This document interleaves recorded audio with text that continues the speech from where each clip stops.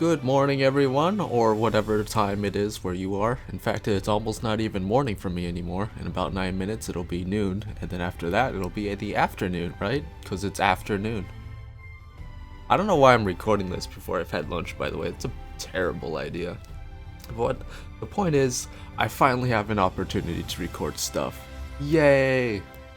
And while I'm kind of getting everyone caught up, I'm gonna go do some chores, and then we can, I don't know, figure out what we want to do afterwards. But yeah, it's been really tough to record. For once, it hasn't actually just been me procrastinating and not feeling like recording. I've actually wanted to record and get stuff done, but I just haven't been able to due to just a bunch of various circumstances that all kind of piled together. Some good, some bad. So let's kind of get caught up on the situation, I guess. I guess the first major thing that happened was that about midway through June, we actually ended up having to take care of a couple kittens. So yeah, that happened. And we're not really clear on whether or not we're going to actually adopt these two kittens fully, because that's a lot of work. For those of you who don't know, I already have an adult cat living with us, or with me, I guess. Me. Technically it'd be us. There's 3 people in this household, so yeah, I have an adult cat already. His name is Pepper. I got him as a kitten. When did I get him? I think it was 2019, right? Yeah, it was like a holiday season around that time. Or was it before then? I don't remember if it was before or after Shadowbringers. I think it was before Shadowbringers. In which case it would have been 2018. I don't know. It's pretty terrible. I can't remember when I got my cat. Just off the top of my head, but we got him a while ago. So he kind of lazes around. He's not a very touchy cat either. Like he'll come when you feed him, and he'll only meow when he's hungry, or when he's distressed and wants back inside. Because we try to get him outside. He's not an outside cat. He stays indoors 99.9% of his life. So he doesn't really know the outside of this house very much, because he doesn't like going outside. He's scared of outside. Well, I shouldn't say that. He goes out on our little balcony. Like, we have a sliding door that opens up to a little balcony. He likes going out there, but he will not go out the front door. So one less worry about. You don't have to worry about him accidentally running away or anything like that. Anyways, we've had this cat for a while, Pepper, and then we ended up having to take care of 2 other cats because an acquaintance of ours just had a bunch of kittens, couldn't take care of them all, and we offered to take them off their hands. So we didn't actually fully adopt them. We're just kind of taking care of them right now. Unfortunately, though, they were sick, so we had to take them to the vet and just kind of keep them separated, especially from a cat. I mean, you're supposed to do that anyway when you introduce cats to each other, when you get them at different times anyway. But yeah, especially now sick, so you have to really make sure to keep them apart, or we had to. They're not as sick anymore. But yeah, took them to the vet, gave them medicine and stuff. Very cute cats. I mean, kittens are always cute. When are they never cute? It's a question on whether or not they'll stay cute when they grow up, right? Some people, like my mother, she's very particular about how animals look when they grow up. So she likes them now because they're nice and small, but when they grow up, she'll probably have different opinions about them. But again, not really sure if we're gonna end up keeping them. But because we had to take in kittens, we had to put them in a room, right, to keep them separated. And it just so happens the best room that they could put them in was my kind of office area. That's where all the magic happens, by the way. My office, the video editing and recording magic, not like adult magic. I don't know if you were thinking that. Probably not. It's just kind of how my mind wanders. Yeah, there's no bed in there either, so it's kind of a smallish room anyway. So yeah, just video and editing, or video editing and recording magic. No adult magic. I mean, maybe adult magic if you consider adult magic doing taxes. I do my taxes in there, right? Because my computer's in there. Doing your taxes is kind of like magic. You sit down for a couple hours and all of a sudden a bunch of your money's gone. But yeah, that was the best place to put the kittens. So what ended up happening was I had to move all my stuff out. So that was fun. So I had to move them all out, and then I had to move them into my room. But I couldn't just move them straight out into my room, right? Because my room isn't prepped for like all this stuff. Because I have like furniture and stuff in my room, right? So I had to move around like my bed and my furniture, and then I had to move the desks in here, and then all the electronics in here, and then also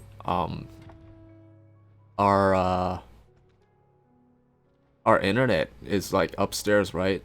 And I have a long Ethernet cord that kind of like comes down into downstairs. All of our bedrooms, our rooms are downstairs, and like the kitchen and dining room, living room's all upstairs. It's kind of a weird house, I guess. Typically, it's the other way around. I think. I don't really know. I haven't really been in a whole lot of houses, but anyway, so that's upstairs. So we have or at least I have a long Ethernet cable that kind of runs down. Two of them actually, because I have one for my computer, one for like my consoles, and then I just kind of tear out the one for my consoles and put them into whichever console I'm playing at the time. So, yeah. So it's stapled into the wall with like, you know, staple gun staples. So we had to unstaple that, restaple it, unravel it, and restaple it so that it reaches my room, and then they get that sorted and situated. And then by the time we got that all done, a huge heat wave hit our area. I think it was like the Pacific Northwest in general, but it was super hot over like the last week or so, and it peaked during like the weekend. So it peaked at like 118 degrees or something, which, you know, some people will be like, oh, Tsuki, that's not even that hot. It's hot like that all the time, but there's no air conditioning downstairs. So it was practically impossible to be downstairs at that point, at that time. And especially me, when I'm recording, like I live with other people, like I said, and also with cats now. So I tend to lock everyone out of my room. I tend to have my window closed so that you can't hear what's going on outside. If I remember, sometimes I'll leave it open, and all of a sudden I'll be listening back to the recording while I'm editing, and I can hear like planes going by and stuff. It's great. Yeah, basically I close myself off in this room, and it gets hot on the most coolest of days. Like there's some days like in winter and fall, I don't even need to turn on my heater because I have all these electronics going in my room, right? Because at any given time, like if I'm just on my PC, I have two monitors and my PC going. So I mean that generates enough heat on its own. And then if I'm playing on my like console, that's another thing that's going on. Also have a mini fridge in here that generates a little bit of heat.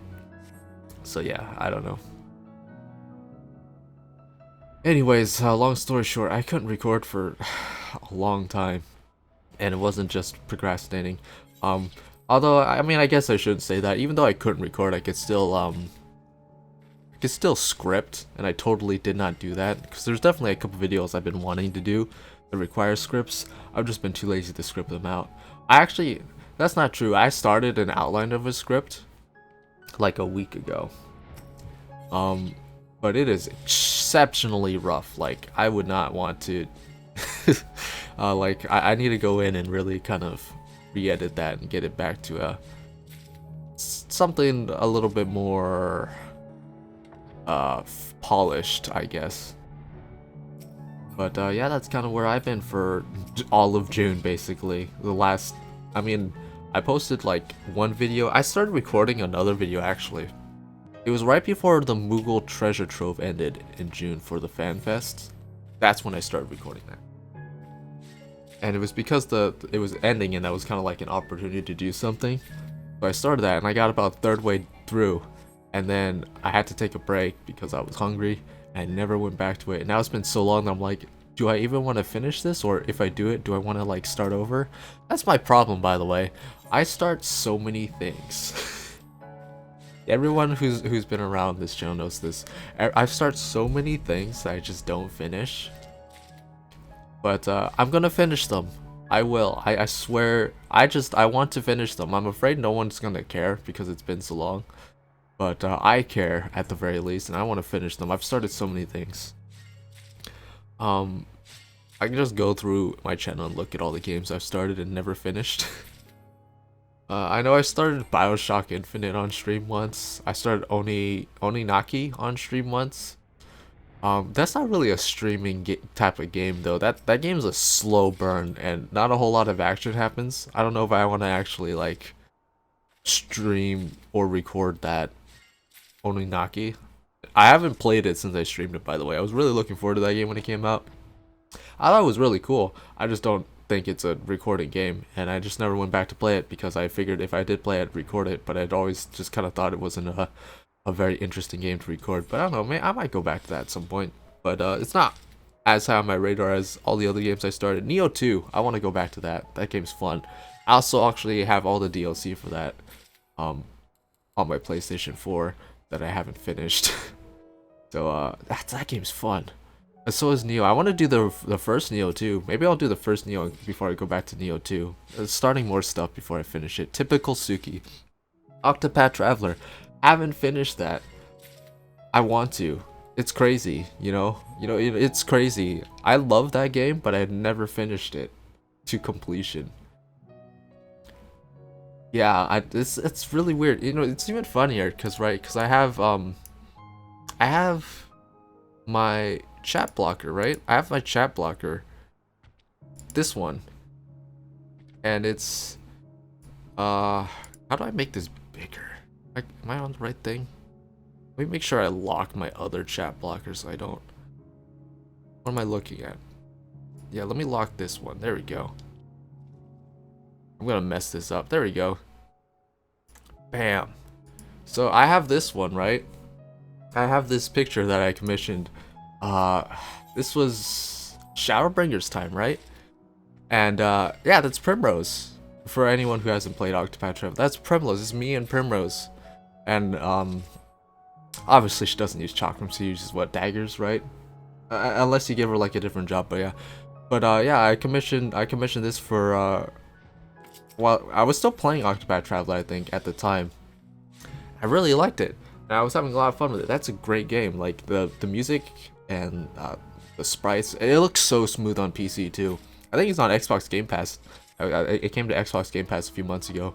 That's not the point. I have it on Steam and on my Switch. That game was literally the reason why I bought a Switch, and I haven't finished. I haven't finished it. I finished Fire Emblem 3 Houses before I finished that. Actually, I can't say that. I've only done 2 routes in Fire Emblem 3 Houses. So and there's like 4. So I've technically only done it like half of that game. Fun game. I like Fire Emblem 3 Houses too. It's a good game. I love this art, by the way. It's fantastic art. But yeah, you know, one thing, a little quirk, since we're bringing up the Octopath Traveler and Primrose in general, is that Primrose's eyes, her eye color, it's kind of up in the air, right? Because I think in the reference artwork that I sent to the artist who made this, her eyes were actually like kind of like a hazel brown. But her sprite in the game is green. Like the color of her eyes, her eye color is green. And you know, I was like, oh well, shit, that's kind of a problem, right? Maybe I should tell the artist that. And I didn't realize until after I had kind of commissioned it that I didn't mention or specify her eye color to the artist. But when I got the first like rough draft of the picture that they sent me, yeah, her eyes were just kind of closed like that. Cause my description for this artist is great, by the way. I don't think they're doing art commissions right now. I think they've closed art commissions, so I don't know, I haven't really checked in a few months. Great artist. I think since I got my first picture, which was me and my 2 main characters, I noticed that the artist got more Final Fantasy XIV commissions. So I'm happy if my getting my artwork from them helped bring them more customers, because they are a really great artist. And but when I got the rough draft, her eyes were closed because my only description for what I wanted the picture to be was that, oh, I wanted them dancing like in a tavern, like on a stage, and they're having fun. right? That was literally all I gave the artist. And they did good. Like I completely trusted them, and they did good, and they got this, and I'm like, ah, that's perfect, right? Because if her eyes are closed like that, that's like typical anime style, and it also avoids the sort of controversy. Is Primrose's eyes brown or green? So that was great. All right, I'm gonna shrink this again now. Boop. Chat blocker. How's my other one look? Boop. About the same? Yeah. Alright. I guess we'll stick with this one now since I went and opened it up. What were you on the topic of? Oh yeah, games I've started but I haven't finished. I think those are like the 4 big ones, right? I mean, I'm still playing this game, obviously. I'm never gonna stop. It's probably gonna be a big staple of this game. Oh, I started Final Fantasy XV. That's true. That is true. You know, funny thing, I love Final Fantasy XV. I know that the game's very polarizing. Seems like most modern Final Fantasy games are pretty polarizing ever since like 10. I feel like, I don't know. I've played a lot of Final Fantasy games throughout the years, but I'm not too overly attached to the classics like some people. Mostly because when I played them, I was super young, and I don't remember a whole lot of them. Besides maybe like 6, because 6 was my favorite back then. Yeah, so I'm not overly attached to them, so when references pop up, I'm always like kind of clueless, because when I played those games, I was like 7 or 8, and there's no way I'm gonna remember a lot of those things. But what else? I don't think I really started anything else major on the channel beyond that. I'm trying to think. I don't know. Honestly, if I'm looking back, I think the only game I played that wasn't Final Fantasy XIV that I actually played to completion was The Vagrant, which was this fun little like side-scrolling action adventure RPG type of game. Really cheap on Steam too. I think it's like $4 normal price, and I got it half off on sale for like $2. But it was really good. Surprisingly good, especially for the price. And yeah, I played that to completion. Although I only played it like once. There's like a true ending that I didn't get. I never went back to get it. And it was a kind of a fresh release when I played it, so there wasn't like really guides on how to do that kind of stuff. I was kind of really just going based off my own intuition, and I think I just got a normal ending. But yeah, that game was really good. I think they're coming out. They have a new game. The developers of that game, The Vagrant, they have a new game coming out soon that will be in early access. I might play that. There's actually a couple. Now that I think about it, there's a couple of indie games that I want to kind of check out that are coming out later this month, like July 20th. I think both of those games come out. Chris Tales, which I played the demo of on this channel. You can go check that out if you're interested in it. I really like the demo. It was only like an hour long, at least what I played of it. I don't know if they updated that demo at all, but I love that. It was fantastic. I definitely want to play the full version of that comes out later this month. Finally, after tons of delays, it's finally coming out. So I'm looking forward to that. And there's also another game called like Death's Door. That game looks really fun. Kind of reminds me of like Hades, but like an adventure game. Oh man, I almost started playing Hades on this channel. But the thing is, by the time I decided, oh, this would be a good game to play on the channel, I had already been playing for like 20 hours, and I didn't want to start over. It felt like a weird thing to start halfway through. And it's a good thing too, because yeah, that game is long.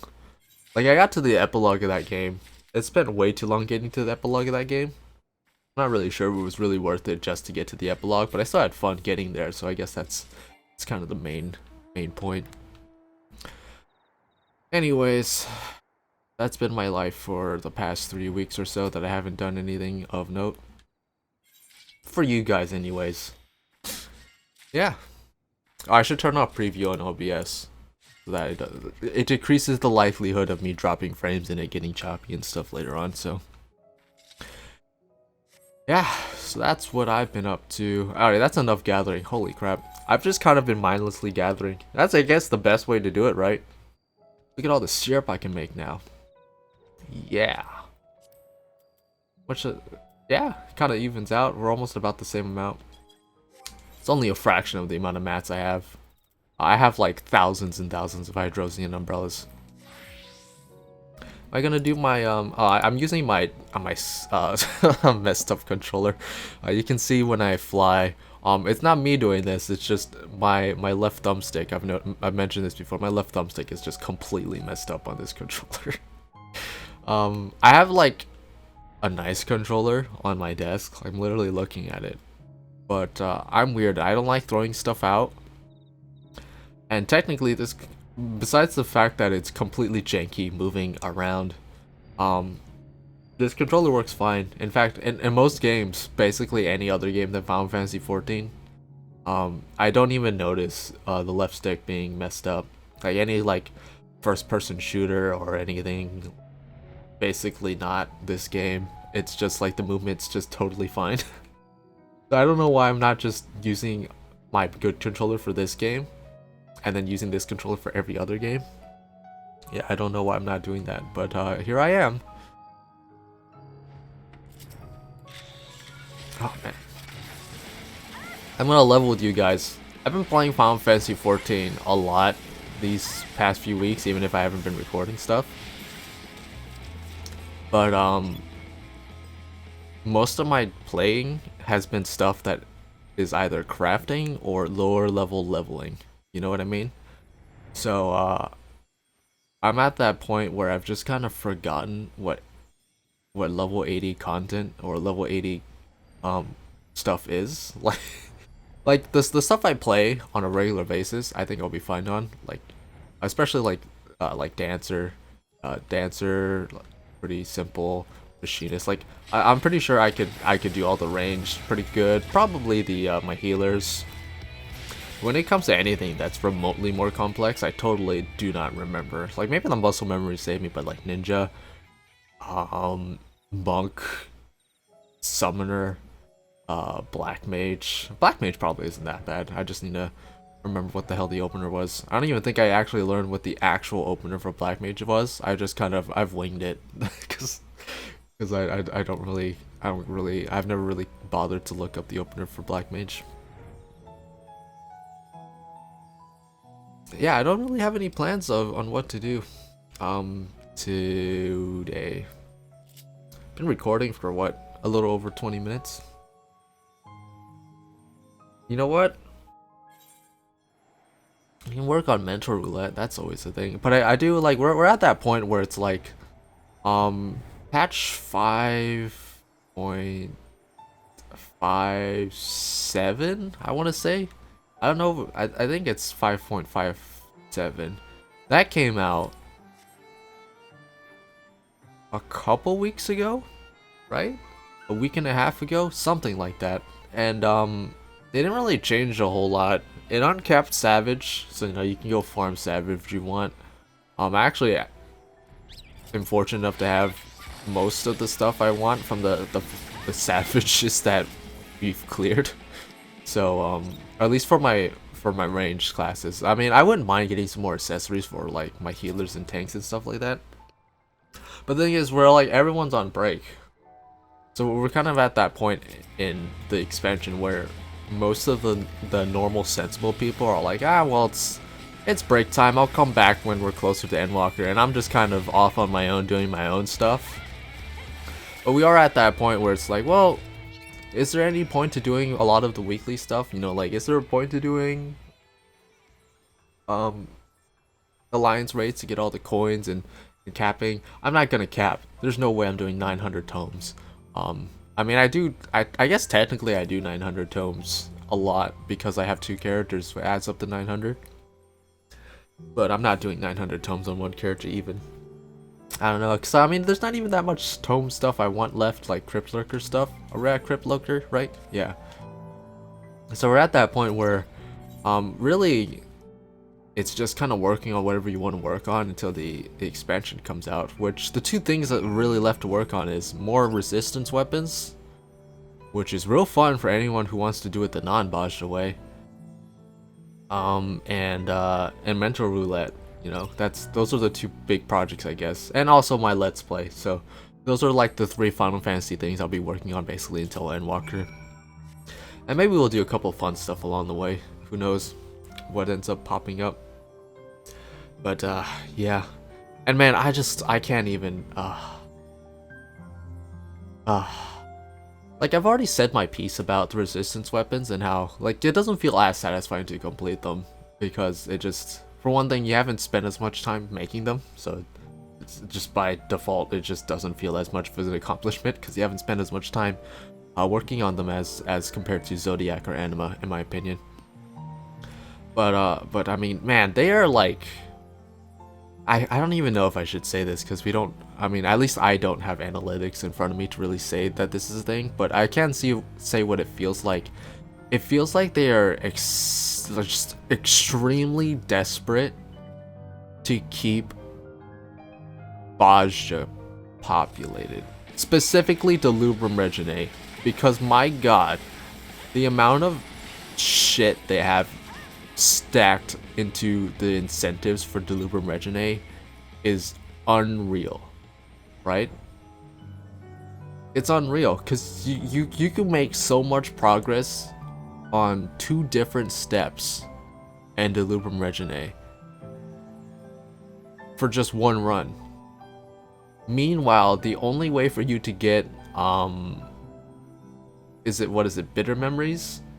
The non-Bajja way is for you to do Palace of the Dead, and the drop rates are freaking abysmal. Like, I was really upset when I saw that, when they were like, oh yeah, you can now get 3 of these from doing Delubrum, but also, screw you if you're doing Palace of the Dead. It still sucks, and it's still shitty. Have fun. It's basically what it felt like. And I get it, right? They really want to keep Delubrum populated because that's kind of been a big issue. At least from what I've heard from people who have been doing it the Delubrum way, is that you know, you get in and it's kind of slow, and then people leave, and because you can't get people in progress to join, it gets, the slow runs get even slower. So you know, that was a problem at least a few months ago, and like, so they're trying really hard to keep Delubrum populated, and I get that, but I mean, I don't want to do Delubrum, and Palace of the Dead is just like, it's so bad the drop rate. Like, eventually, I think once you get to floors 150, right? Once you get to 150 plus, it's a 100% drop rate on the memory or whatever it is, whatever it's called. I don't know. But man, getting there is kind of a pain in the ass. Especially if you're doing it. I don't even know if you can do it with random people. I don't know if you can go past the floor 100 with random people. I've never tried. And I do it solo. So so on top, it's like extra hard and extra time consuming for me because I just do it alone. But yeah, I don't know. I was really hoping that they would have increased the drop rate for Palace of the Dead. They didn't. They did the opposite. Like, okay, I shouldn't say they did the opposite. The opposite implies that they made the drop rates worse, but they incentivized the other option even harder. Which makes me think that they probably won't even increase the drop rate for Palace of the Dead until, like, maybe later, after the expansion drops. But, I mean, who knows? Fingers crossed that next patch comes out and they do that, you know. 5.58, whenever the hell that's gonna be. I think they said when it was gonna be, but I don't know. It's probably at least another like 6 weeks out or something. I don't know. It's some amount of time away, real specific. But yeah, I want more weapons, but yeah. Honestly, I'm not even at that step. I'm not at the Palace of the Dead step, honestly. I wouldn't mind doing some Palace of the Dead right now, but no point because not making any progress towards it. But I'm actually at the Crystal Tower step, which again, 15 Crystal Tower runs are like 3 Castrum Lacus Latoris, right? Because you get like 5 of those items from one Castrum run. Yeah, I don't know. I despise Bajja content. I dislike it immensely. I only stuck with it because the weapon was tied to it, and even then, the weapon didn't even need to be tied to it. It was just, oh. I mean, I feel like that's kind of like the biggest thing, right? Is that there was not even a good reason for the weapon to be tied to Bajda progression. There wasn't, right? There really wasn't. Like, I know some people's like, oh, the story, the lore. They didn't even care. Because the final part was like, you could have just completed the weapon without doing anything in Zadnor. And it have no impact on the story. I mean, you could have just rewritten the resistance weapon story to be like, oh, well, we found, you know, other adventurers journeyed into, further into the southern front and got these plans for the weapons, or whatever excuse they had for the weapons, and you needing to complete all the way up to past the Lubrum Regine to get that step, or whatever the hell, whatever patch that was. Man, that upset a lot of people, and in hindsight, it didn't have to be that way. You know, they could have just had its own separate thing, and it would have been fine. Everyone would have been satisfied, right? Because people who didn't want to touch Bajda could have completed their weapon without touching Bajda. And then people who liked Bajda could have completed their weapon while doing Bajda. And everyone could have lived together in co-harmony. But then the Fire Nation attacked. And we had to do the Lubrum Regine. And to do the Lubrum Regine, we had to reach rank 10. And to reach rank 10, we had to do a lot of stuff in Bajda. And also do Cash from Lakisatori. I'll never forgive, and never forget. I really hope the weapon quests, they keep. I'm assuming they're gonna have another Bajda style type thing. They haven't said anything about it, but then again, I don't think we learned about Save the Queen until like 5.05, right? Right? Was that when we first learned about Bajda? No, I think they talked about it during one of the fanfests, didn't they? I don't remember. Did they talk about Save the Queen during like one of the later fanfests? I'm talking about Shadowbringers in particular. But I mean, just going off the two, like the announcement stream and then digital fanfest, they didn't talk about weapon questline or anything like that. And I don't know if that's because I'm just misremembering when they announced Save the Queen. But yeah, they didn't talk about that. In which case, who knows if they're gonna do something Bajda type like again? They might not, and they just go back to like a Zodiac anima type thing, which is my preferred method if it hasn't been obvious. But I guess we'll have to wait and see. But if they do, I really hope that they take the feedback of everyone who doesn't like Bajda type content and actually make two separate paths for you to get weapons. Yeah, I hope so. Or actually, like, I don't know if I mentioned this in a different video. The thing is, I've recorded so much footage that it's been thrown out the window at this point. That I don't even remember, like, if I talk about stuff and it's in the footage that hasn't been released / thrown out, or I just haven't even talked about it and I've thought about wanting to talk about it. But the thing is, like, they could have just like had a normal weapon quest line and then just have a Bajda type quests, or have the Bajda stuff and then have a different weapon in Bajda. You know what I mean? Because that's kind of what they've been doing with Deep Dungeons, the expansion that Deep Dungeon comes out, right? I mean, I say that the weapon models for the Deep Dungeon weapons are kind of not great. Like, they're just kind of weird, glowy versions of other weapons we've had. So, I mean, I kind of get that, like, but,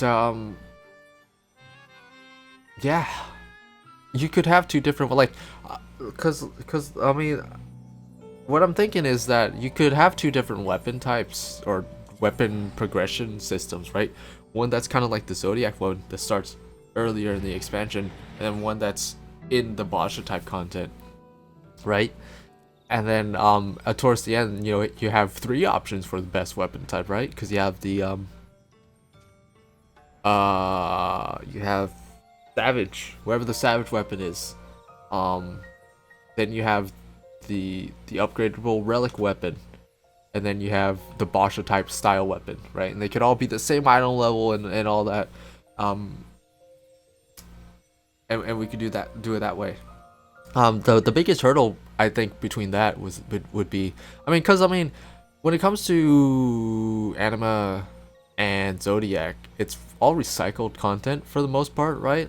Like, you have to write a little bit of dialogue and introduce a couple of new characters and give a couple like loose reasons as to why you're doing a lot of the older content, but it's all just revisiting older content for the most part. There's no like new stuff, right?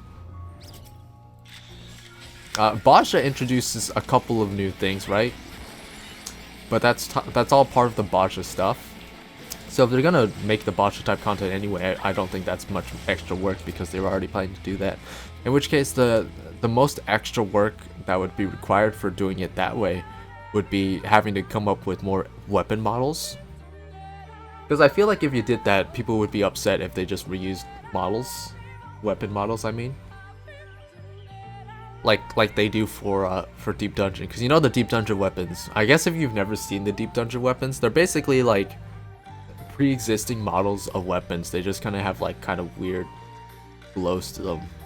Like the Bajali one is like a green glow, and then there's the Xena one that's like all red and stuff. And I don't actually know what the Heaven on High weapon looks like. I don't, or is called.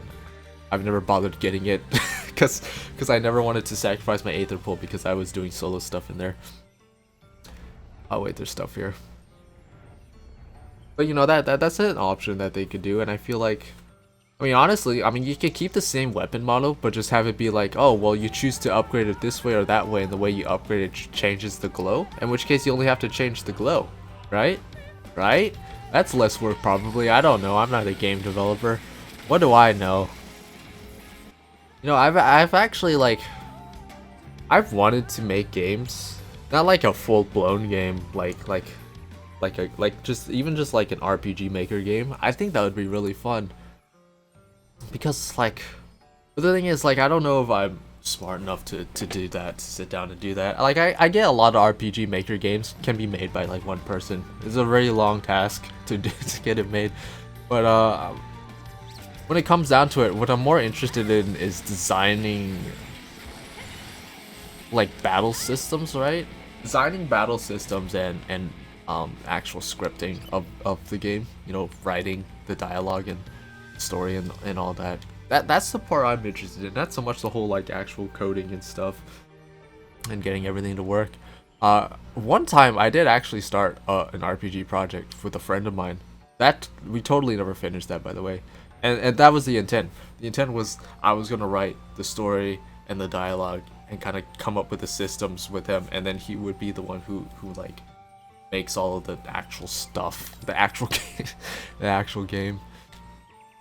The thing about it, like, it probably, like, if I actually set my heart to it, I probably could make it. And if I had enough free time to do it. I don't know if I'd ever would, though, between all the stuff I do for YouTube. YouTube and this game pretty much eats up all of my free time. Which is fine, you know, I still have fun doing it, so I shouldn't say that, like, that's a bad thing. I actually have a lot of fun making this stuff happen. But the thing is, like, especially when it comes to YouTube, you kind of need a specific, I don't know how to really word this.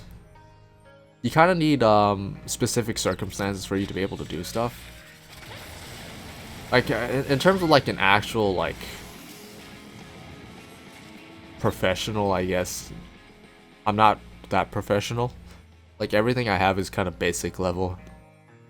I say that I've invested a lot of time, effort, and money into this, but at the same time I've also not like super knowledgeable, and I don't have like super duper equipment, right? Like I don't have like soundproofing all in my room. I don't have like a super expensive mic or audio setup. That's the thing that I really want to work on in the future. When I have more I guess a bigger budget to sort of invest into stuff, I definitely want to work on that sound. I feel like the sound is basically the one part where I feel like I want to really invest better time into making better, I guess. Like I feel like the sound I have, it's not terrible, right? Like, but there's so much more like I could do to make it better, I guess. But for that I just need more equipment. like on top of needing more know-how, I mean more equipment. So I'm sorry, the sound's never been fantastic, and you always get a bunch of background noises all the time, and I really want to make that better for you guys, because I feel like sound is one of those things that's people underestimate how important it is. Like even if you think, oh well, sound's not that important, but it's important. Like even if you don't acknowledge it, like consciously, like it definitely it's a big part of the experience, I guess, when I guess watching videos or watching a stream or something like that. In my opinion, I guess. Also another thing, that's great is allergies. Honestly, my allergies aren't that bad compared to like my mom or my sister's allergies. Oh hey look, my B rank's here. There it is. So I guess I shouldn't complain, but occasionally I'll have like sneezing fits. Honestly, as long as I stay indoors, my allergies are pretty alright. But if I open my window, things start to get problematic as well that way.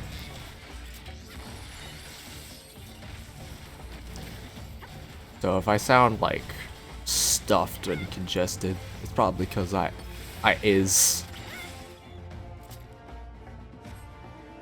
And I've just been kind of wandering around doing whatever chores I've had. I'm sorry if this isn't entertaining.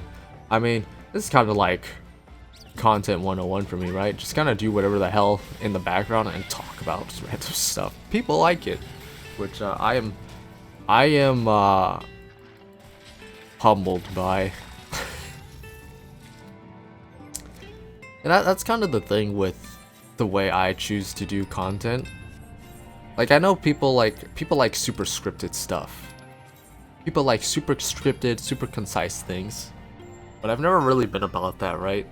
I've been about, I guess, being a personality, I guess.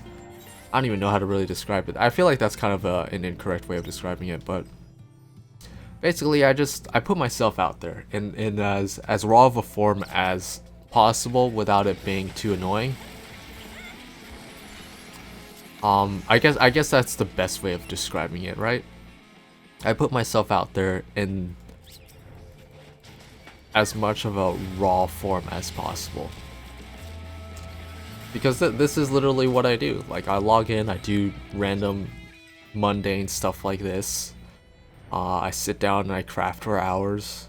Sometimes I do roulettes, sometimes I don't. And then yeah, and I have fun doing that, you know. I am making, you know, small progress, and that's the thing about me in video games. I like stocking up on stuff, even if I'm in no danger of running out. Like even just like ventures, right? I have like over 2,500 ventures, and I use what 6 an hour, right? Because I have 6 different retainers, and I send them out for materials. I don't do quick exploration or anything like that. Use 6 an hour. I feel like I'm always on the verge of running out and I want to stock up on more, even though I have 2,500. So I'll go and I'll do like my Centurial Steel Hunt bills to get more ventures. Or Aetheryte tickets. I always feel like I'm running out of Aetheryte tickets. I have like 3,000 Aetheryte tickets. And that's just kind of the weird thing about me, is I like stocking up on stuff even if I'm in no danger of actually running out. Like throughout like the last couple weeks as well, I've been crafting a lot of like tinctures and food, even though I'm like, we're not even anywhere close to running out. We haven't even been using them because people are on breaks, so we're not even like doing raids or anything or getting together to do anything like that. But there's like, I made so much food. There's like 800 of the different types of food that we all use. Like there's chicken fettuccine, smoked chicken, and then was it a Twilight popo toast salad? Like there's like hundreds of each. I made a bunch of tinctures that will probably, like most of this stuff, I guarantee you most of this stuff's not even gonna get used before Endwalker comes out, and then it's all gonna be outdated, and I'm just gonna be like, why did I make all this?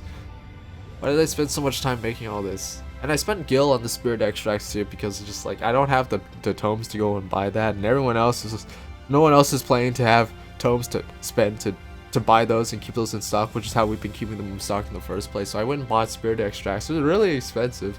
Like spirit extracts, they used to be like 800 gil, and I thought that was pricey, and all of a sudden like they jumped up. I don't know, everyone's been buying them lately. I don't know why. Now they're like twice that amount, at least on Ether. I'm just like, why is this so expensive? But also I have like over 700 million. This isn't even the amount of gil I have. I have a lot more.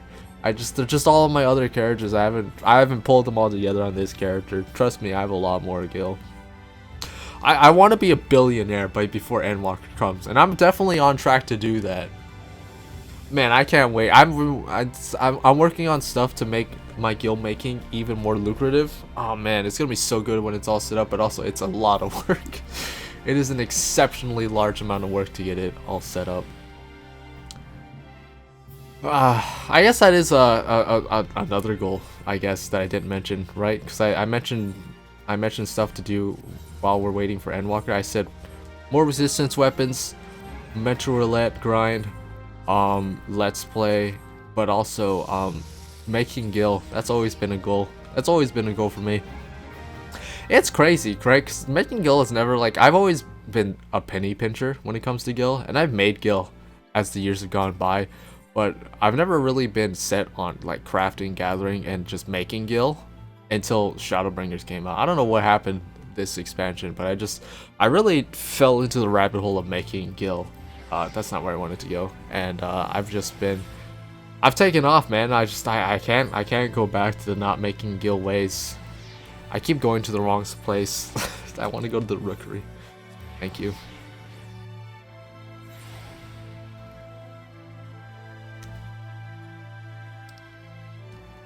I am not on track, by the way, for mental roulettes. Hold on, let me see. I'm pretty sure it has not changed since the last time we checked on this. How much do I have these? Do I have 36? I only have 36 of these. That's crazy. It feels like I've been doing this for a long time. Which I have, to be fair. It's just I'll do it in like bursts and always on recording. Basically, like I'm pretty sure most of these 36 runs have been recorded. So, man, 2,000. Shit, dude, I need to do 14 of these a day. I feel like that number keeps going up. I feel like the last time we calculated it was like 13 times or like 12.7 times or whatever, but I rounded it up to 13. 14 times a day for Final Fantasy XIV. Every single day leading up to Endwalker, which is not even possible, by the way, because you have maintenance days and all that. I don't know. The thing is, there's no way I'd be able to keep on track for that, you know? I log in every day. There's no way I could keep myself motivated to do that every day. For 14 times. Instead, what'll likely happen is I'll do it in big bursts, right? Like, I'll get to like a day, I'll be like, I want to do mental roulette, and I'll sit down and I'll do like 40 of them. You want to try this? Hold on, let me turn off join progress. That was getting me into trouble. I don't want to deal with that. I'll do at least a couple today, you know. For the sake of it, you know.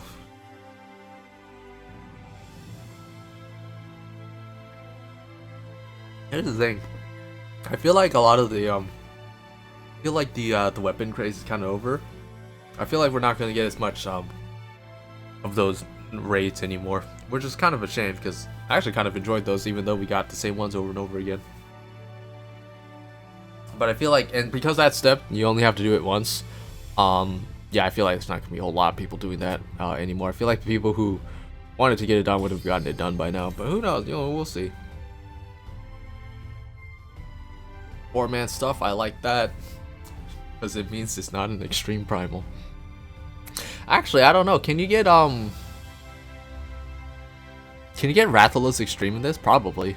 I think so, because I think you need to get Rathalos Extreme to do this. But who the hell's queuing for Rathalos Extreme?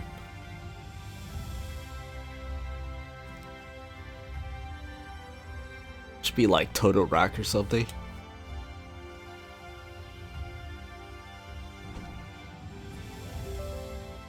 Ba-da-dunk. Guys ready for Windows 11? I'm not. What is this? Oh. It's just one of these. Okay.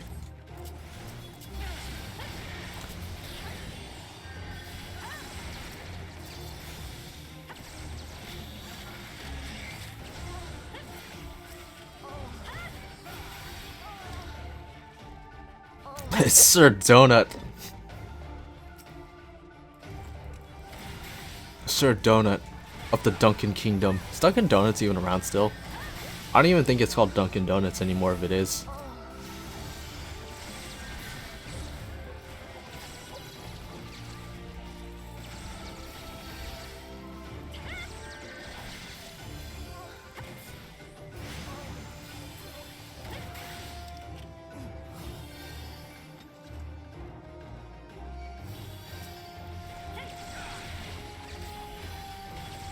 I don't even know, what's the goal with this one? Isn't it just to kill like the leader? But does he only spawn after we kill all the ads? Is that it? Ooh, who actually reads these freaking things? No one does. That's why we fail stuff so often, like what is it, the tortoise one? The tortoise one? Even though that one's so easy.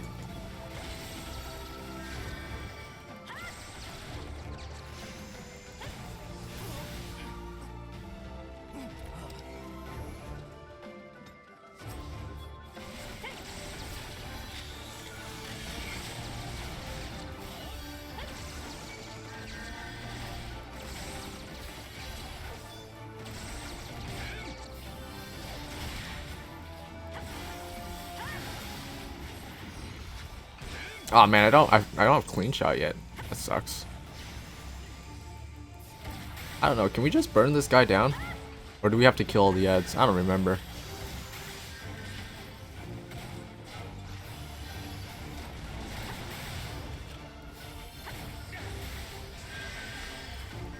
Oh, well, that kind of doesn't work if all the healers are just gonna heal him up. I'm just gonna AoE. I'm missing that chanter. Oh, did he crit? Healed? Look how much health they gave him back. We're just gonna focus these healers, man. There's so many healers. Oh, I forgot I moved where my interrupt was. Damn.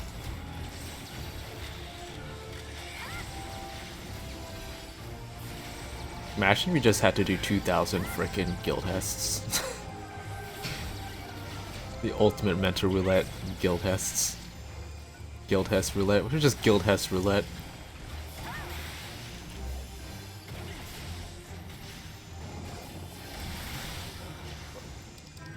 I forgot you get an allegory for the first time you do this.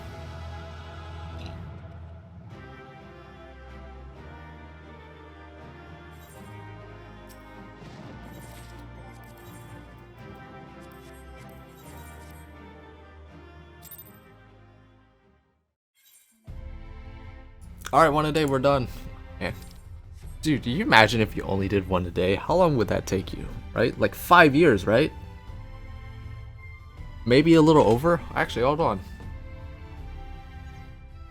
Yeah, about 5 years, right? Maybe just a little over 5 years. Yeah, just a little over 5 years. Like 5 years and like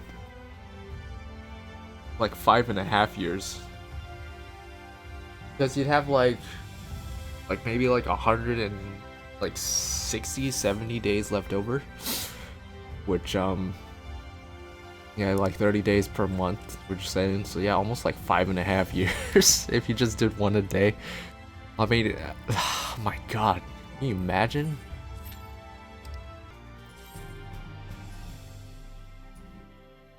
But I didn't check how many people was it. Oh shit. Oh, it's another guild hest. Woo! Easy. Dude, man, if it was just 2,000 guild hests, I mean, that would still be pretty time consuming. Like, I mean, I guess it depends. Some of these, like this one's like really quick, right? Like this one takes like a minute, less than a minute. Do this 2,000 times.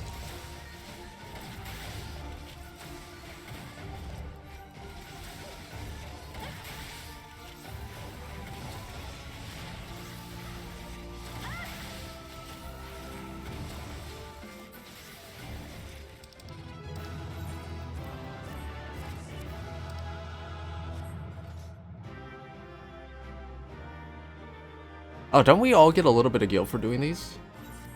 Yeah, 62 gil. Boing. I am like so rich. Man, 62 gil. You know, I feel like this is a problem I've noticed making new characters. They should have more seals attached to these roulettes.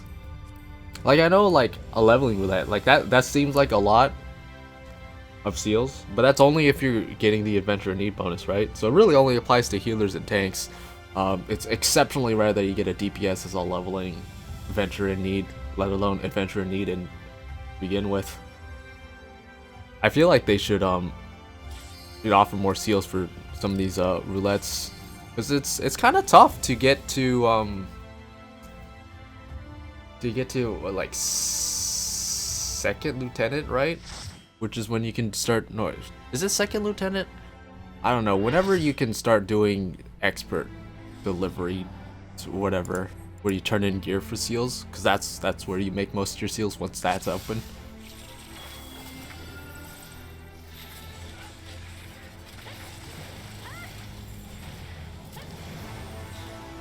Boom, boom, boom, boom. Hey, look, we got one of these again. Didn't we get this last time we did this? Rise.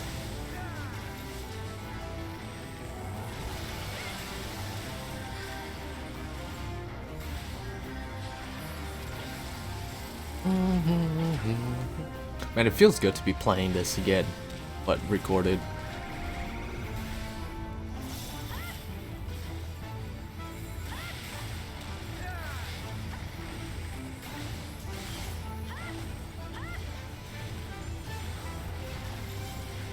And I totally don't know what I'm doing.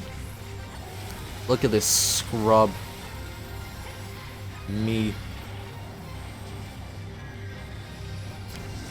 I think this is an AoE, right? Is it? I don't know.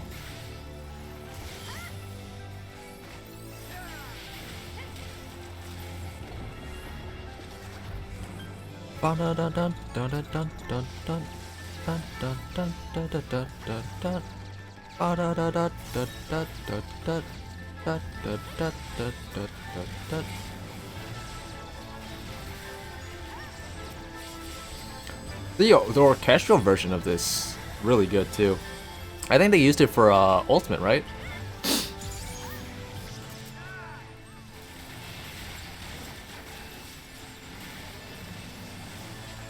I don't think they have to be separated, do they? I think that's only Savage, right? I don't know.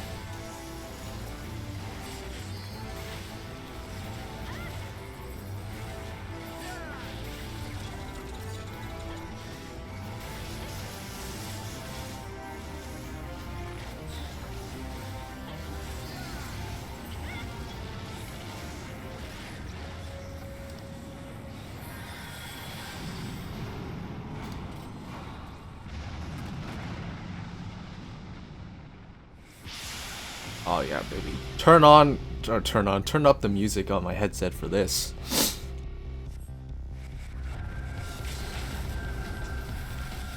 And I hope the music in Pandemonium is good, especially since it's original, right? It's Final Fantasy XIV original, so Soken can make all original music for it.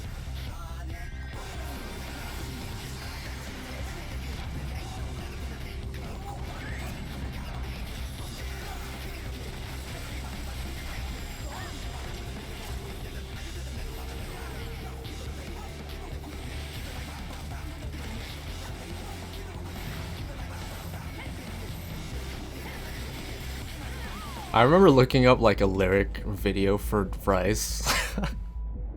And it was just like sonic boom, unintelligible rapping. Which I mean, you're not wrong. I don't know how Koji does it, man. I mean, he helped write it probably, so that's probably part of the reason. But still, I mean, even if he helped write the lyrics, those are still like, I mean, I guess practice, you know? You practice hard enough, you can do anything, I guess. Well, not anything. Mostly anything. I mean, you practice flying without a plane probably wouldn't work out too well. I don't know why I thought of that particular example.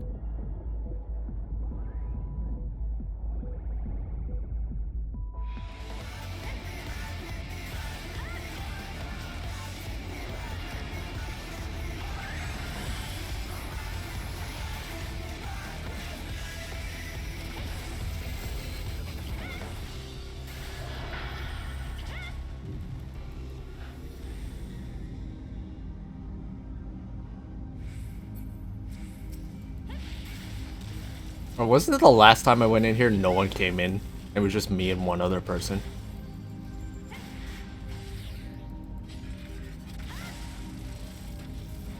Where's the thing? Right here.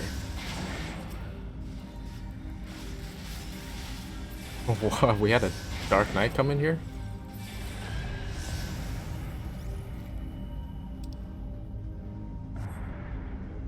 Yeah, man, give me that Wanderer's Mini Whip bonus.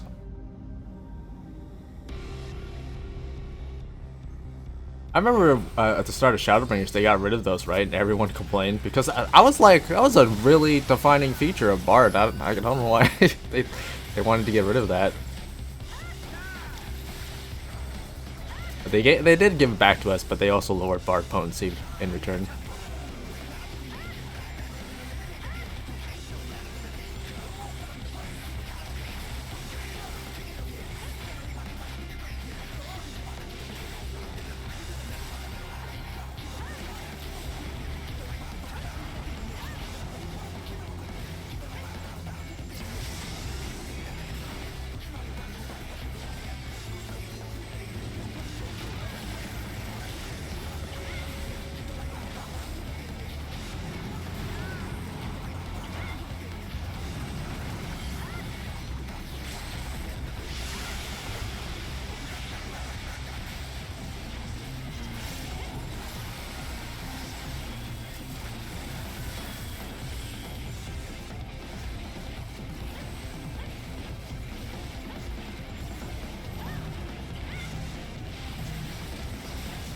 No, green, don't. Oh, well, it doesn't matter.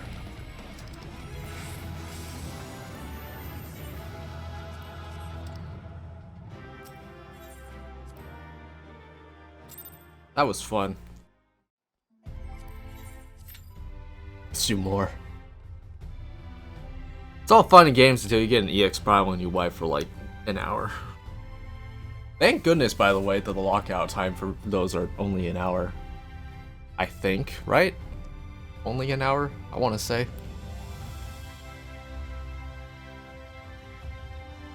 Or are they 90? I don't remember.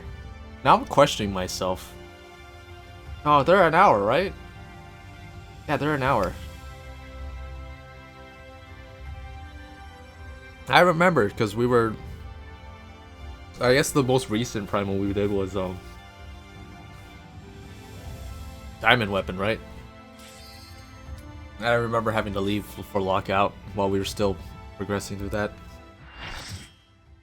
Probably another normal raid, considering how fast the queue was. This is not a normal raid. What the frick? Alright. Oh, Poetics. Okay, I'm not capped. Interesting.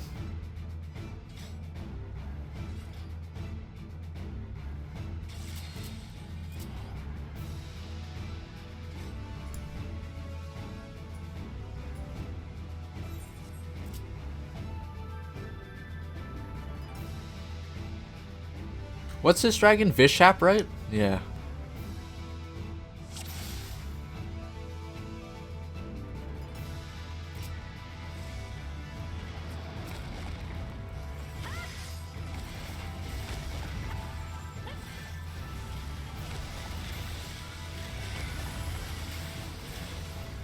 Dude, man, I hated doing this as a monk.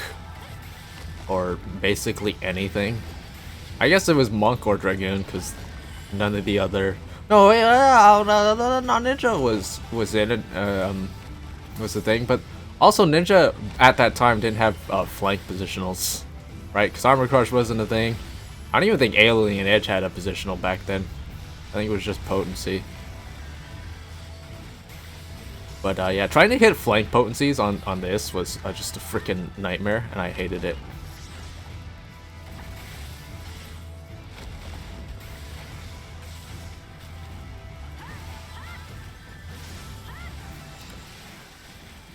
I think I did this when I first did this. It was actually on White Mage, and we cleared it like first try. And I remember hearing so much shit about this trial when it came out because people just couldn't get past it. I was like, "What the hell are you talking about?"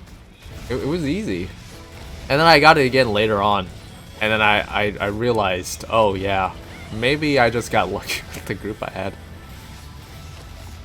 I mean, nowadays it's not as hard, mostly because, you know, half of your party at any given time is probably synced down and has max item level possible in here, but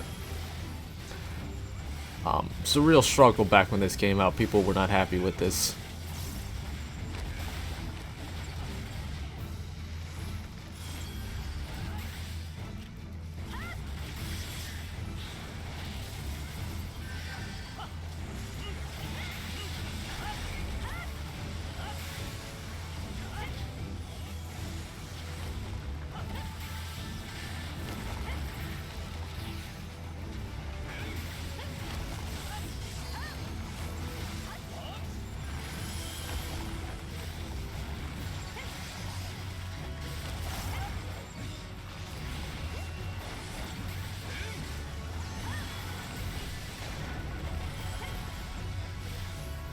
Oh, did you know that there's a unique, there's a unique cutscene if you fail this trial? I think it's like one of the only trials that has a cutscene like that.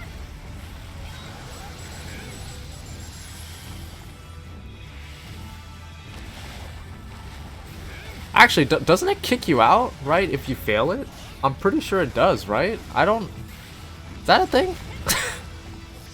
I don't know if it like actually boots you all out, but I know you get like a duty failed if he reaches the end, right? Like you get a special cutscene and duty failed. I don't know if it kicks everyone out and you have to re-queue or you get to try again. It's been so long.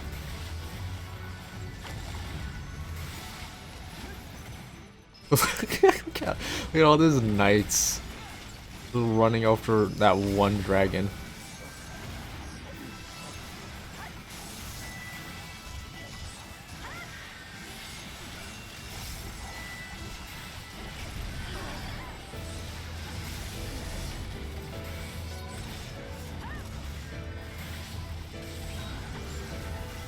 Oh, you had to stun me during that.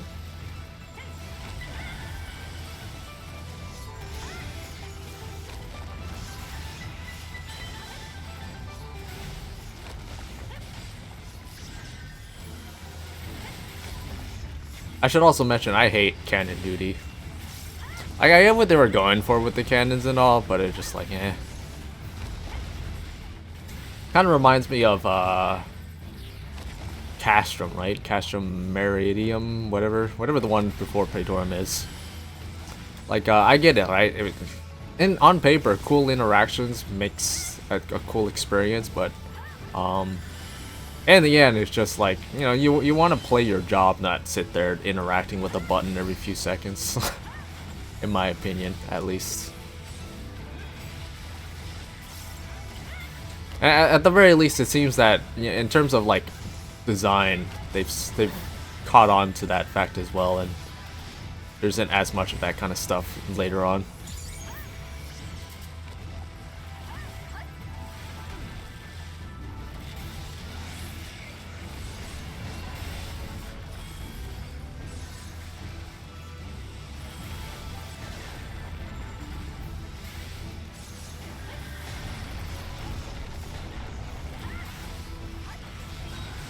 No, come on, man.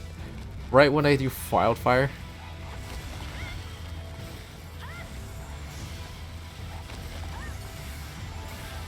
Whatever.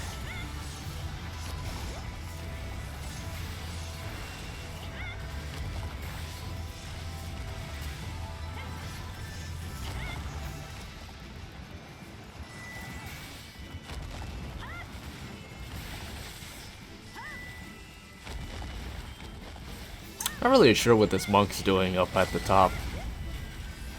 Like, he's attacking from the front, which means he's getting none of his positionals.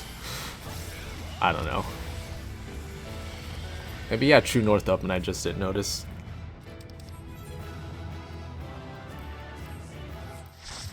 I'll give it to the tank who is picking up stuff, because that's an annoying job. I've done that, and it's not fun.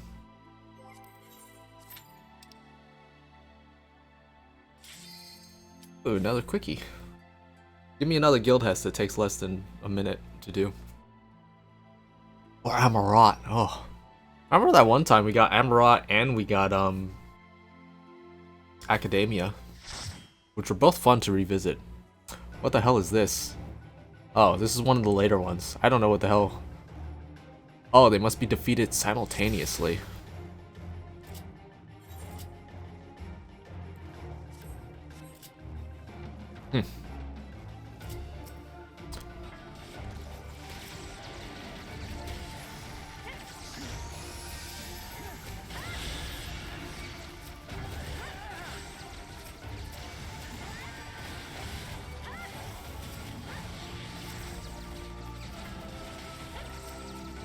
I don't know, why is one invuln if they have to defeat it simultaneously? Doesn't make a whole lot of sense.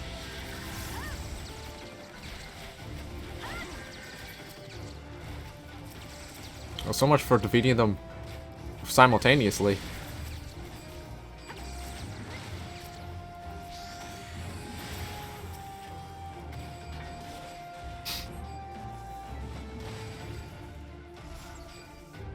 Yes, we gathered that. Thank you.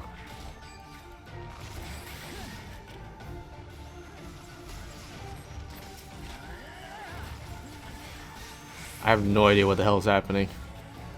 Hey look, they're all back.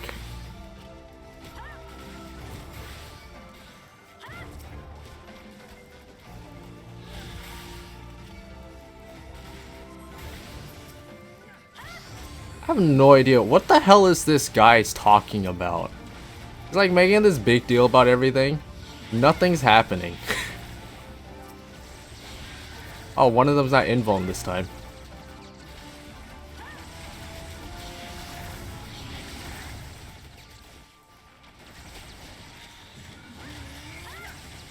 Do I have an auto crossbow? I don't.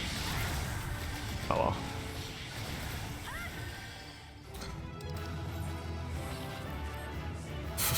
I was so dumb.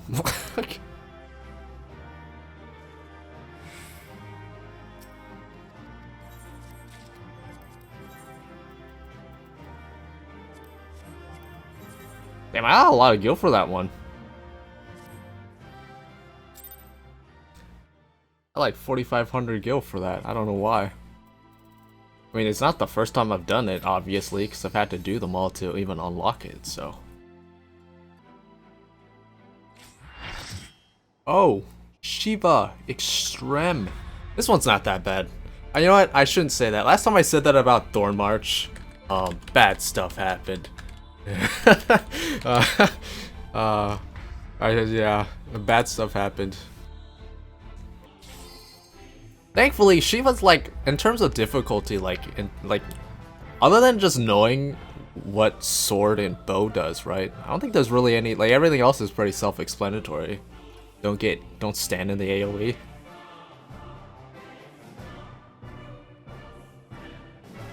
Don't hit the edge.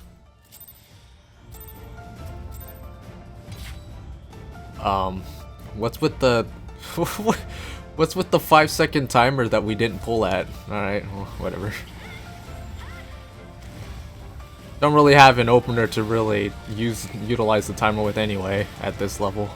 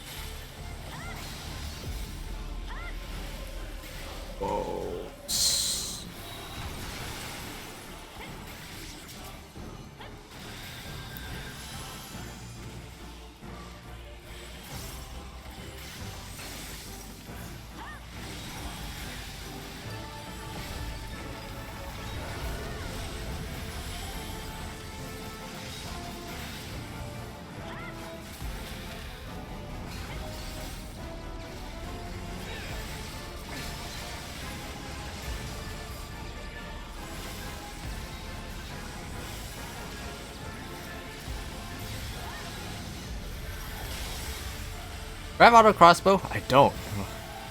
What do you get auto crossbow? Is that Heaven's Word probably?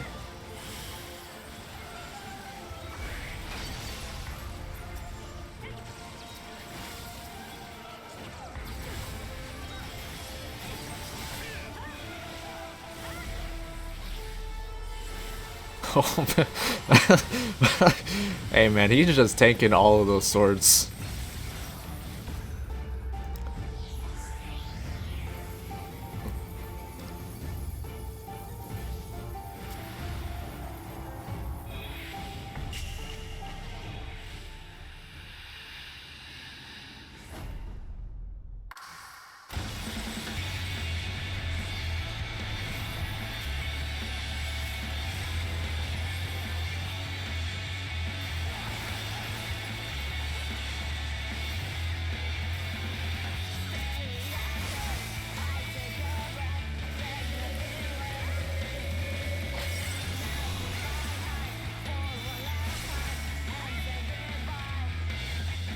Lying naked while the snow falls all around me.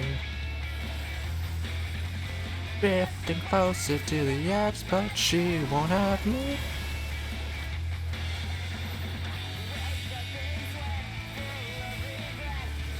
I don't know if we're gonna beat this the first time.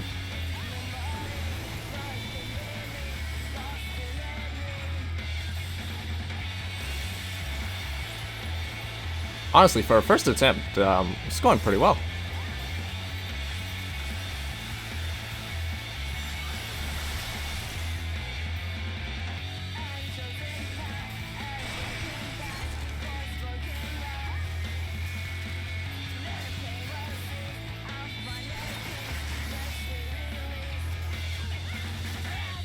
Damn it. Well. Yeah, well, we lost all the razors.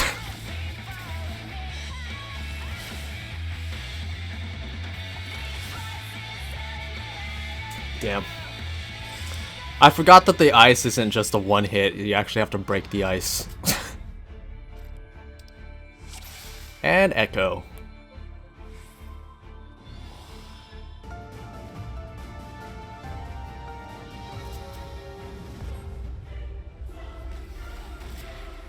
Alright, we're pulling with 7 people, boys. We got this. Don't worry, the 5% echo will definitely make up for this.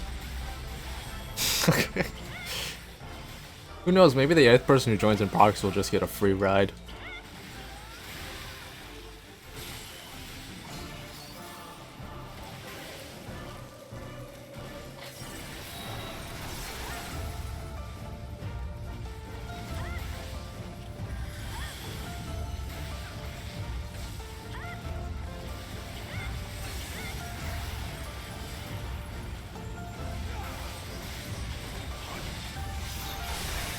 Damn, didn't make it in time. Let's stay in the middle until we actually know where the safe spot is at.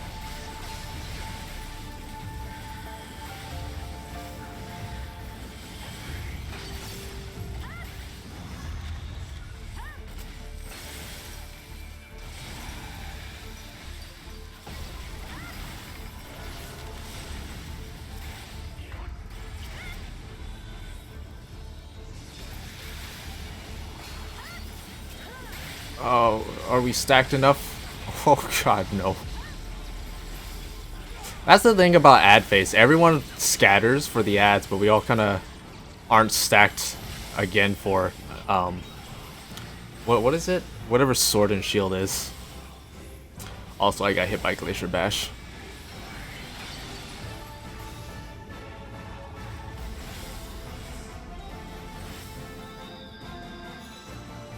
We're gonna, yeah, needed hollow there. Provoke! Provoke! No, this is a wipe.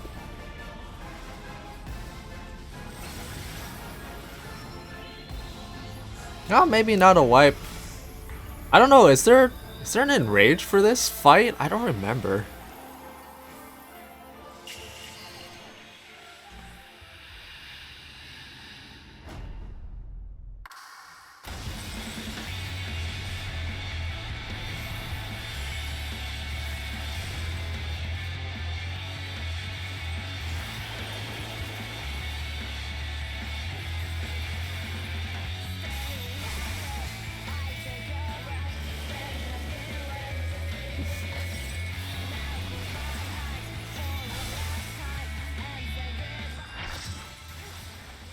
Hey, look, we got somebody.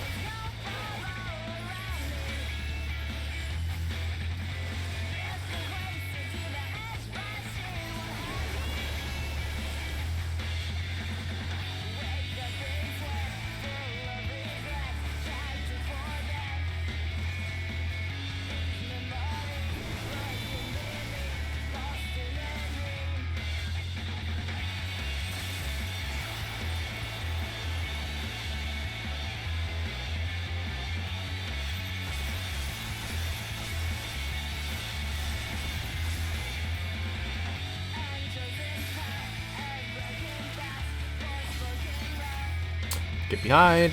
Oh, not behind fast enough.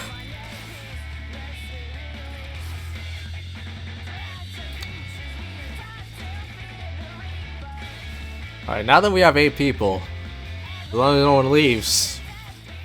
Actually, we should get another echo buff, right?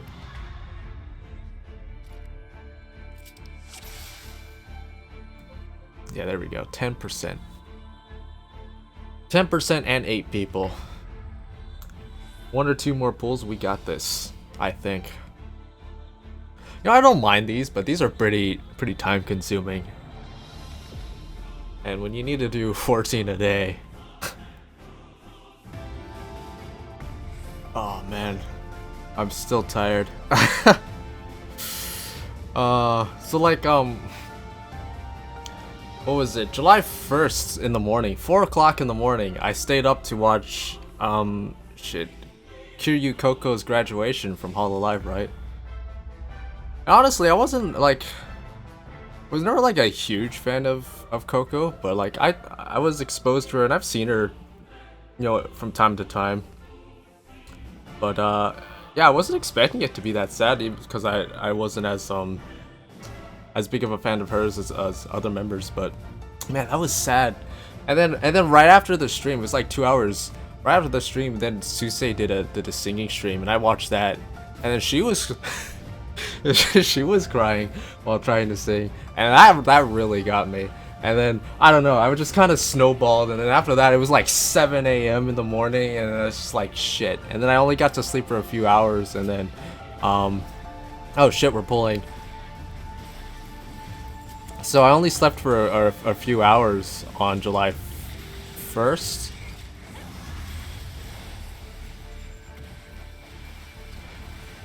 But then I had a lot of stuff I needed to get done, so I didn't end up sleeping. I slept really late on the night of July 1st, and so I didn't actually like catch up on my sleep yet. So I'm still a little tired. Anyone who's not a fan of Hololive, complete nonsense what I just said, but.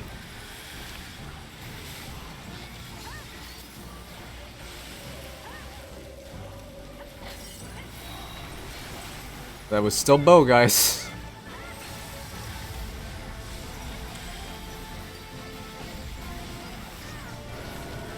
Okay, this time we need a. I got hit with Glacier Bash.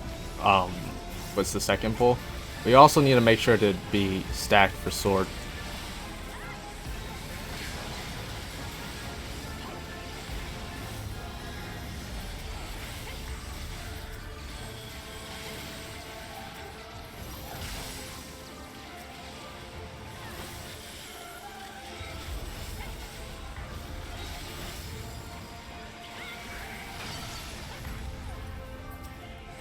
Oops.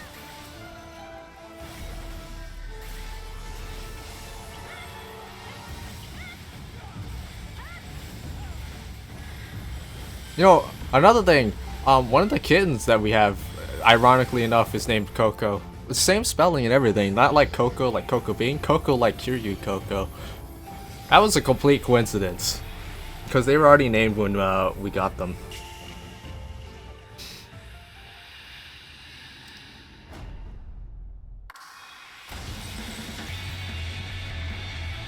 Alright, here we go.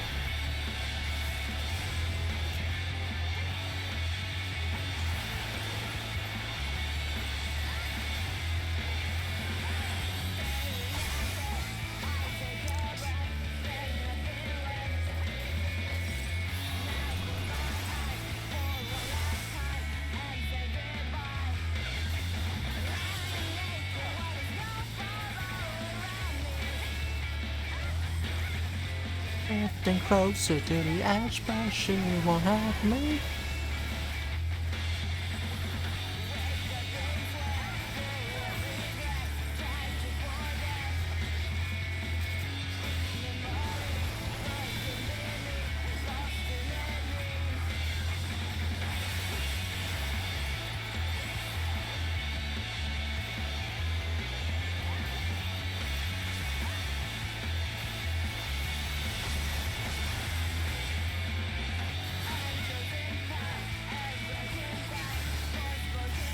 Behind, behind! Oh, we lost one of the healers.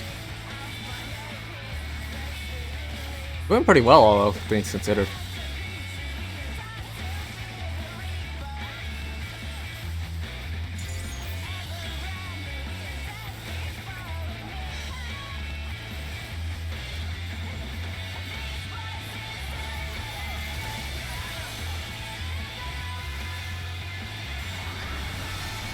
Oh man, I got all three of them. Oh shit.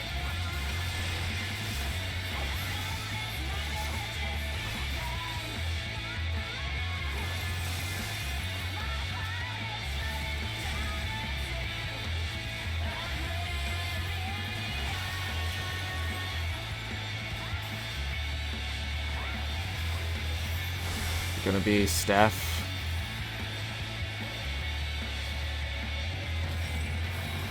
Don't be in the middle.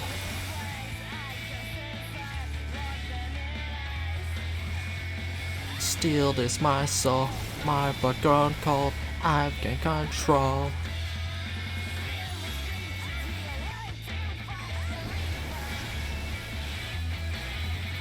Can't defeat her, so instead I'll have to be her. Oh shit. These voices telling me let it go. Give me some potions.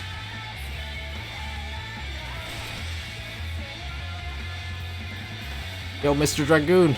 Miss Dragoon. Limit break. Okay, limit break after this. Okay, well, maybe not during this. Well, at least you got it up before you died. Ah, shit. I'm gonna hit the wall.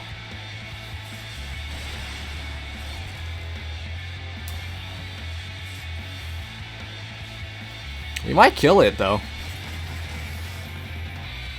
Nope. Pretty close. That was really good.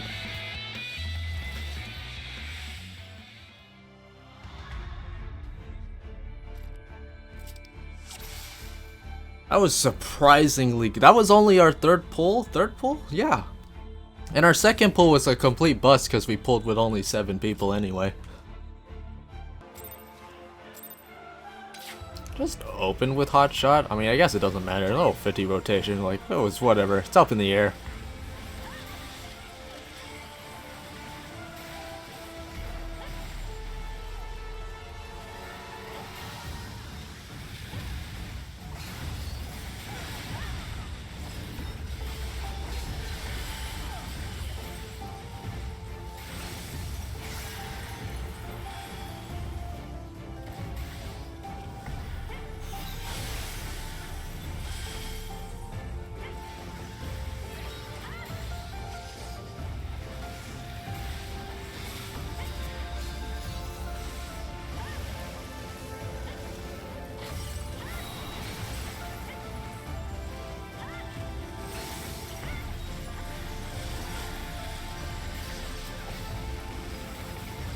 Remember to stack and not get hit by Glacier Bash. Focus target so we know when that's coming. Actually, is there even an indicator for that? I don't think there is. Turn around. There we go.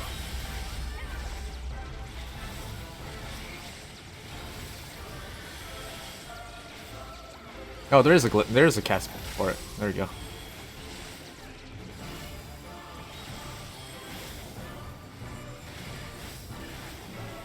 Ba da da da, ba da da da da, da da da da, ba da da na na.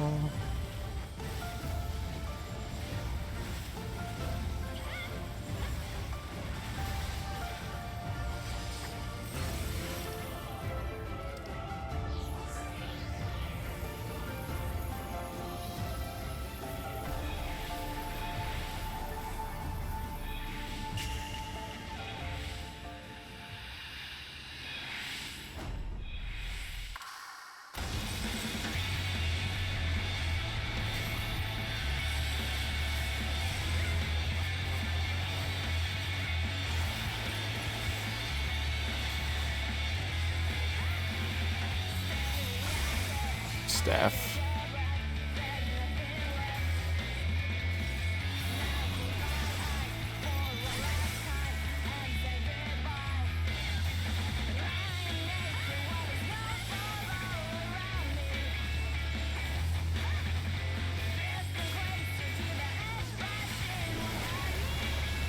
I wish I had a tactician. It'd be really helpful.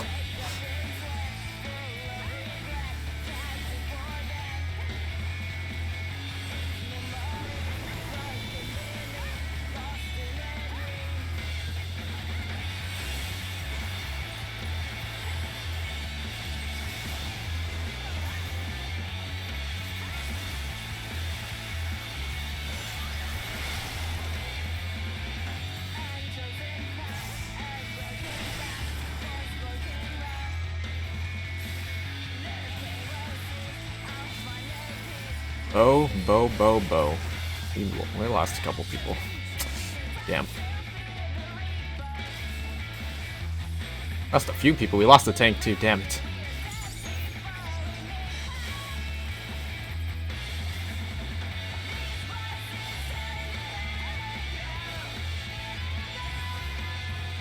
Oh shit.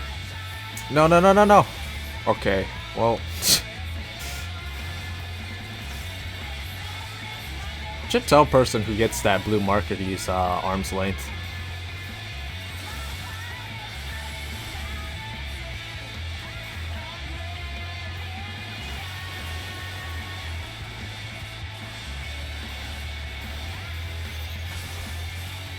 Staff spread.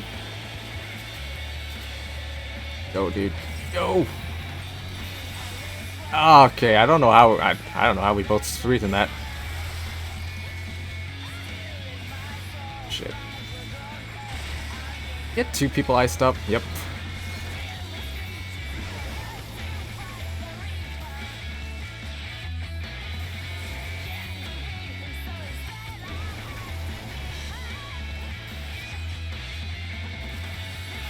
Well, at least they were both tanks, so they lived miraculously. I'm dead. Damn it. Not enough heals. Very good, still alive though.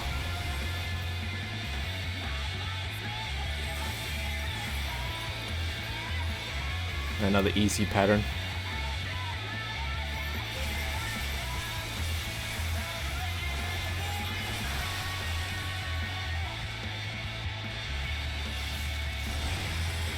I got iced again?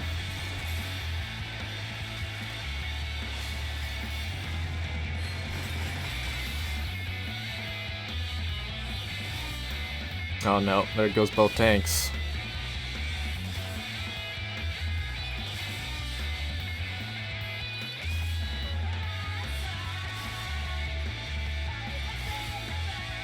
We're doing really well, just people, not very good at not moving when it's ice. Looks like we got maybe 2, maybe 3 more attempts.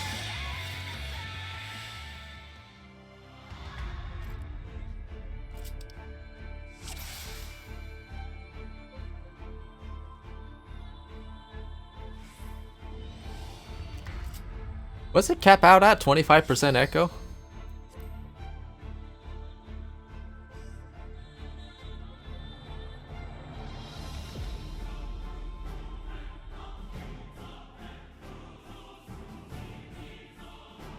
I could have done 40 guild hests in this amount of time.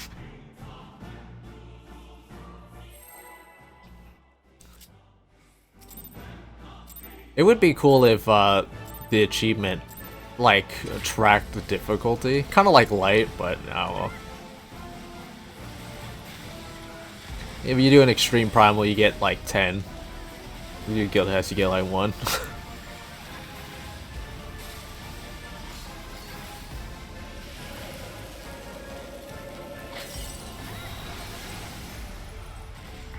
Not off to a good start.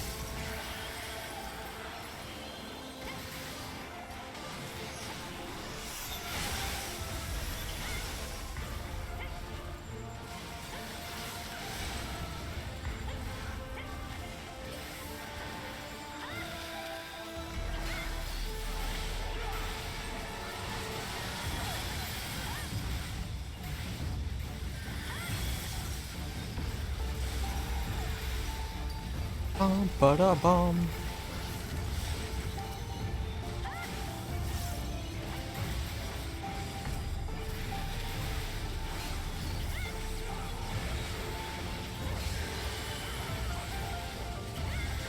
Focus target again. I don't want to get hit with Glacier Bash. I've done that once. Don't need to do that again.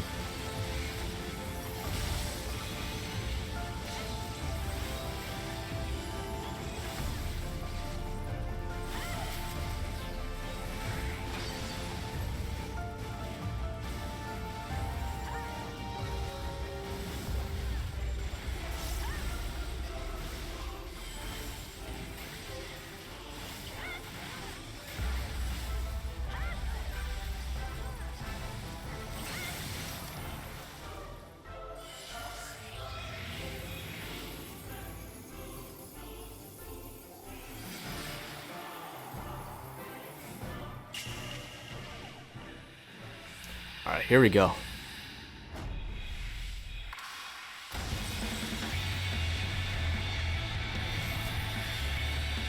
Less icing, more dicing.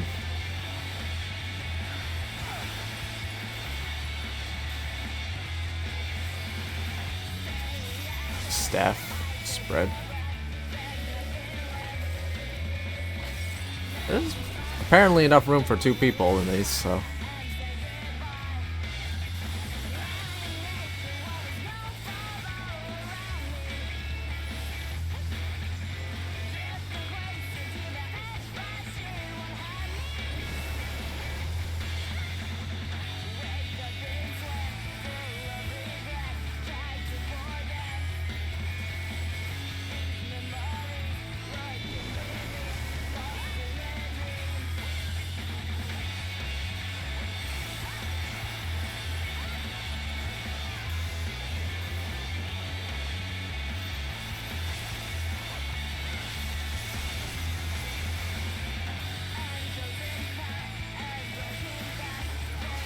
Bow. There we go. Good job, everybody. You can't hear me, but I just know I'm praising you. Just don't get iced.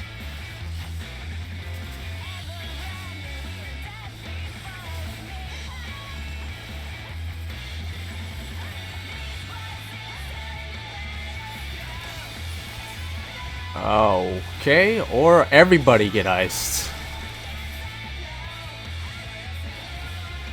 Wow. Literally everybody.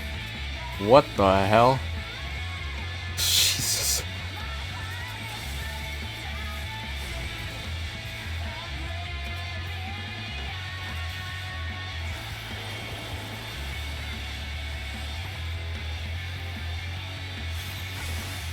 Staff again.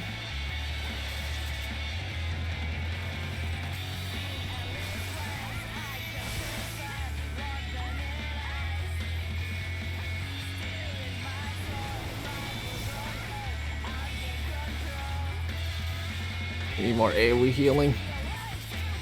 Need more AoE healing. More, okay.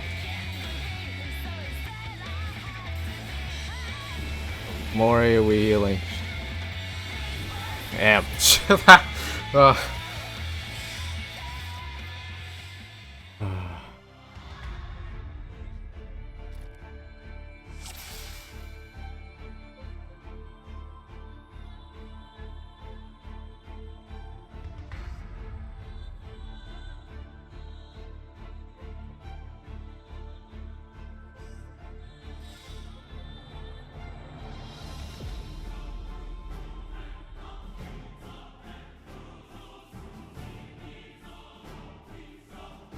Oh yeah, it went up to 25%.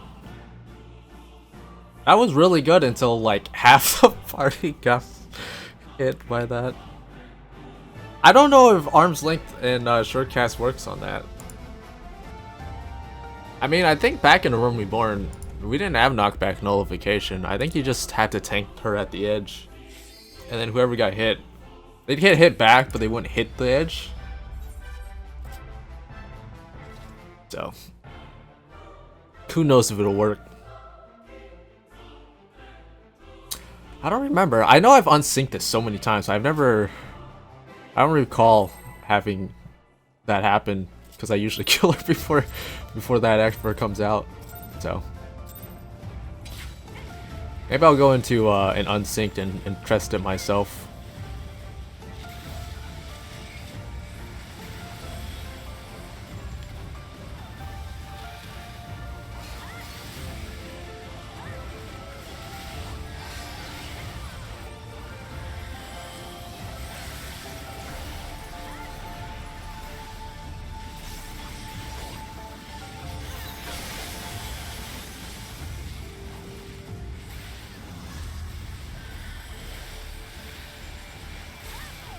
Yeah.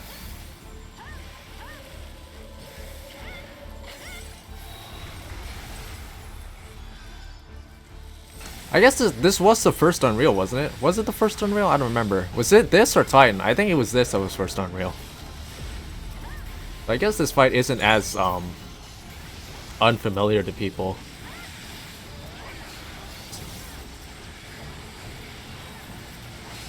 I mean, this fight wasn't that difficult back in the Realm Reborn either, to be honest.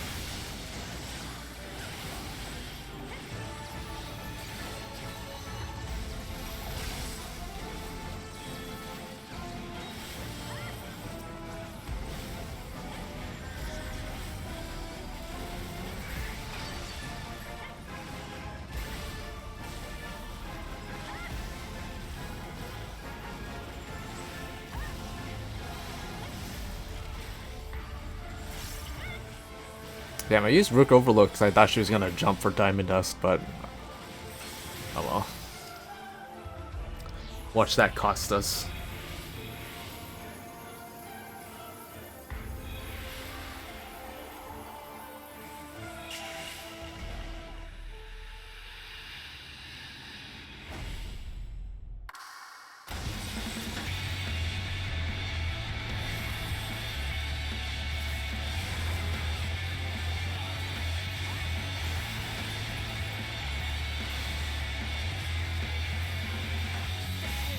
Staff. There's room for two of us. I mean, honestly, if you get hit with two of them, it's not the end of the world either.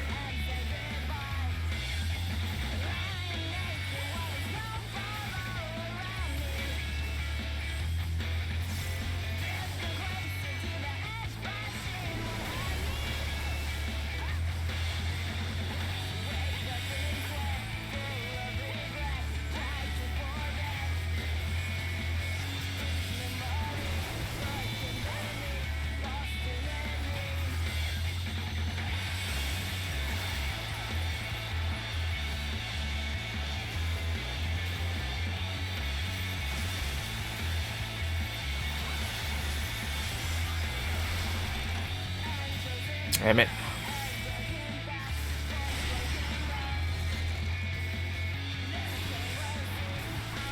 Bo, please don't forget about Bo, guys. Don't forget about Bo. We forgot about Bo. Oh, we didn't forget about Bo. The only person that got hit was the person trapped in the ice.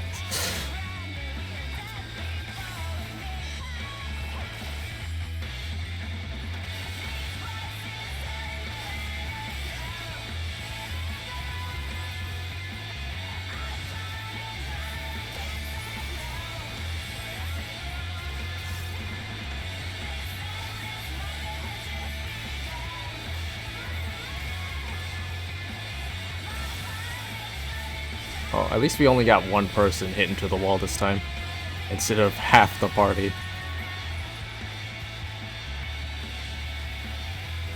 What is it? What is it? Staff?